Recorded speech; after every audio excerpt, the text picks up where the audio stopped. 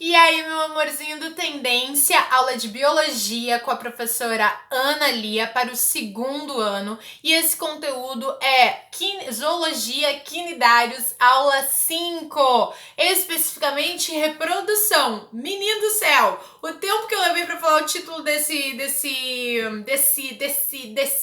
vídeo é tão grande quanto a importância deste conteúdo. Ai, como eu tô poética, né? É verdade?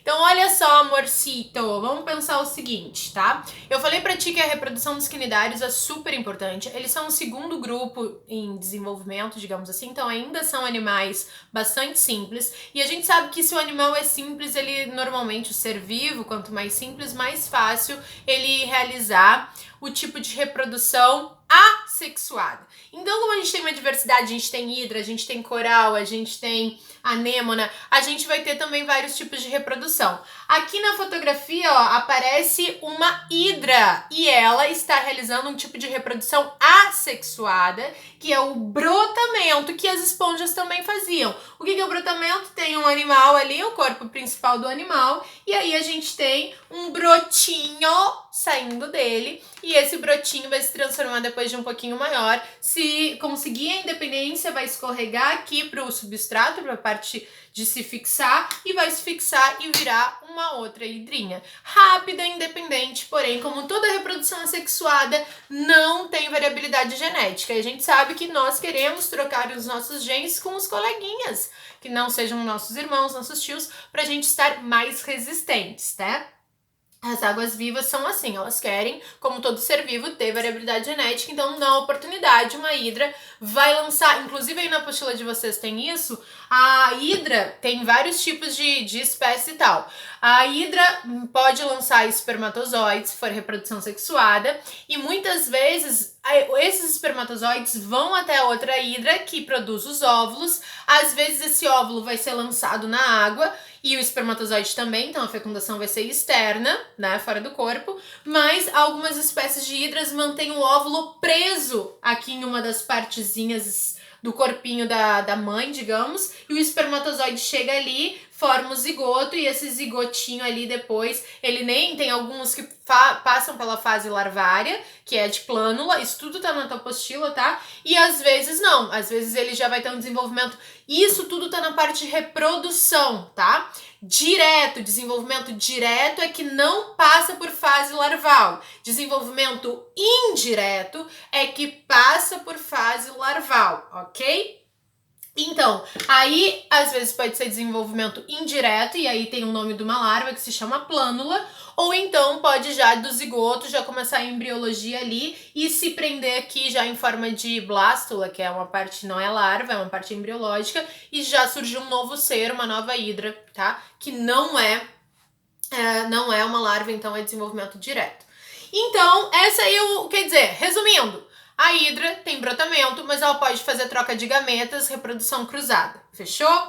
Agora vamos falar dos mais importantes, reprodução dos cifozoários. Aqui tá escrito cifozoários com C, então, que eu falei que podia aparecer. Que nada mais são do que as águas vivas, tá? Tem esse exemplinho aí na tua apostila também, mas no slide tá mais claro. E como que eu não vou desenhar pra vocês esse esqueminha maravilhoso? É lógico que eu vou. Então anota aí, gente. Os cifozoários, eles não são todos os quinidários. Inclusive vai aparecer um outro tipo desse, depois eu comento na tua apostila, tá? Os cifozoários, eles realizam uma reprodução, tá? Cifozoários, eles que são as cifozoários, que são as águas vivas, eles vão se reproduzir por metagênese, reprodução por metagênese. Meus amores, metagênese também vai ser chamado de alternância de gerações. Anota aí. O que significa tudo isso? Outros seres vivos fazem isso. As plantas, muitas plantas fazem isso, tá? Às vezes tinha uma pergunta, qual é a similaridade de uma água viva para uma samambaia? A metagênese, tá? Reprodução por metagênese, que é a alternância de gerações. Linda minha letra, né? Eu fico impressionada. Olha que lindo. Mas dá para ler aí. O que significa? Não, escrevendo desse jeito é pior ainda, né? Em pé. O que significa alternância de gerações? Primeiro vamos entender. Geração.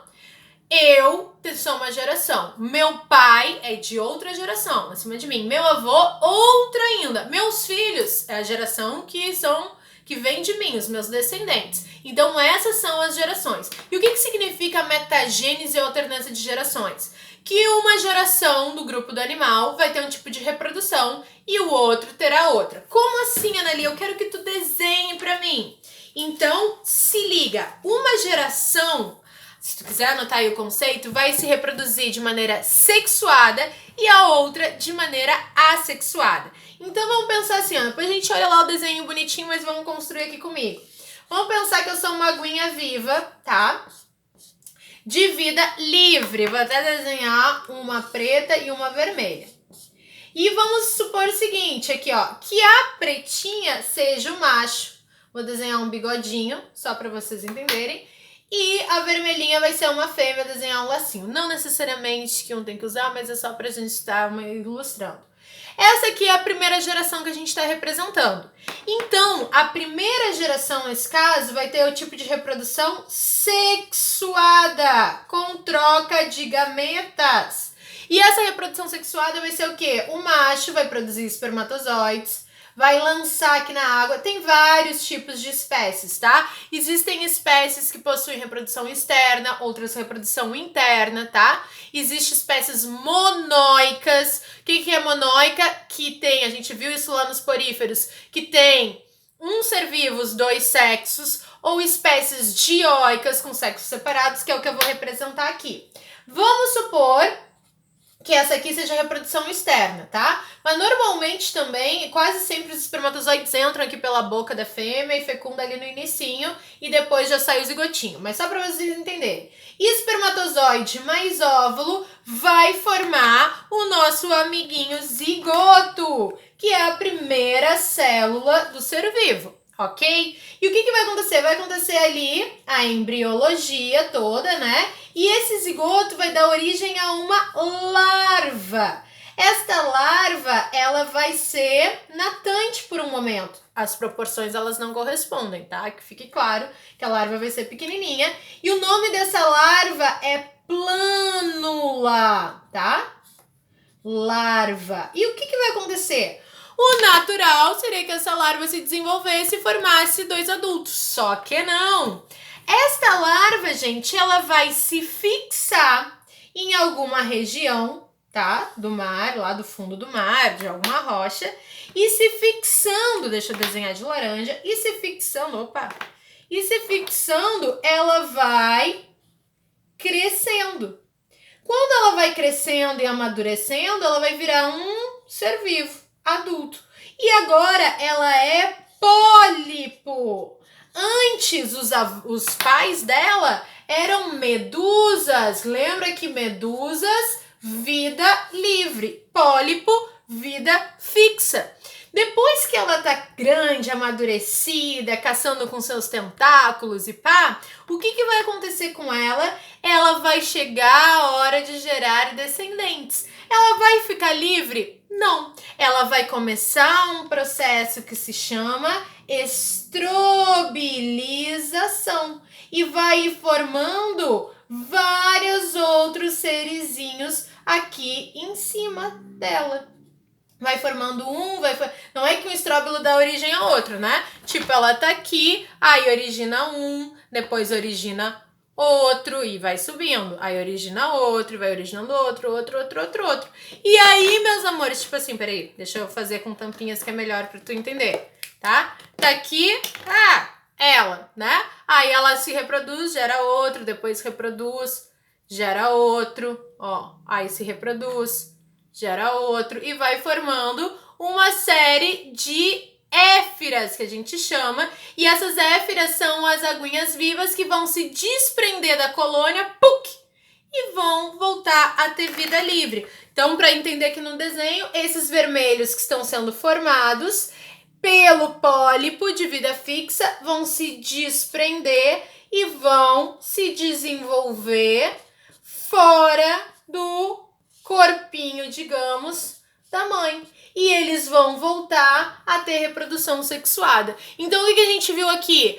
Esse tipo de reprodução aqui é reprodução assexuada. Isso se chama brotamento? Não se chama brotamento. Essa reprodução assexuada se chama estrobilização. Não confundam. Brotamento é isso que tem um corpo principal e surge um brotinho. Isso que uma vai dando origem à outra se chama estrobilização. A primeira geração, vida livre, fez sexo, teve filhinho. Esse filhinho, vida fixa, reprodução assexuada, vai ter filhinhos que vão ter vida livre e assim sucessivamente. Os avós, vida livre, o pai, vida fixa, o neto, vida livre e o bisneto, e assim sucessivamente para sempre. Essas aqui vão ter vida livre e vão ter filhotinhos que vão ter vida fixa e assim sucessivamente. Analia, teu desenho tava muito ruim, então olha isso aqui, ó. 2 cifozoários, vida livre, o macho e a fêmea, macho liberando espermatozoides, está fecundando a fêmea, produzindo óvulos,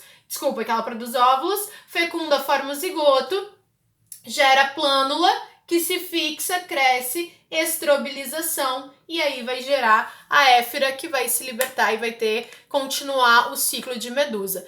Detalhe, meus amores, vocês agora voltam para tua vida real. E lembra o seguinte, quantas vezes tu já foi na praia e tu não encontrou na areia um monte de bloquinhos assim, que eram tipo uma gelatininha transparente sem tentáculos? Aquilo ali, o que vocês estão vendo? Provavelmente estróbilos que se desprenderam da colônia antes de amadurecer, antes de virarem éfira e conseguir ter vida natante. Então deve ter vindo uma correnteza muito forte, uma corrente muito forte, que destruiu a colônia e trouxe para a areia antes deles amadurecerem, criarem tentáculos e ter vida livre. Por isso que eles são inofensivos, por isso que a gente pega aquilo, eles já estão mortos, né? E eles não têm tentáculos, não tem nada, porque não chegaram a se desenvolver. Beleza? Tu nunca pensou que um dia tu ia descobrir o que era aquilo que tu ficava tirando no teu primo, tá? E aquilo é basicamente água, porque os principais órgãos vitais, ainda para ela se desenvolver e ter vida livre, ainda não foram desenvolvidos. Beleza, meu amorzinho? Fechou? Ah, um detalhe que aí na apostila de vocês tem o exemplo da obélia, que é o contrário. Nesse caso aqui, a maior parte do tempo, ela vai viver como vida livre e uma pequena parte vida fixa, tá? A maior parte das gerações a gente encontra em vida livre. Aí na obélia a gente vai ver que também existe a alternância de gerações, tá aí no teu livro, só que a maior parte, a parte principal é vida fixa e as gerações de vida livre são bem mais diminutas, digamos assim, tanto em quantidade de população e tempo de vida. Beleza, amor? Fechou? Amo vocês. Acabamos quinidários, ok? Qualquer dúvida a gente se fala em aula nos nossos encontros online. É que eu vou falar sobre isso. E o próximo filo, aqui estão as fotinhas, o próximo filo são os plateumintos, mas eu vou deixar para outra semana. Fechou? Valeu? Amo vocês!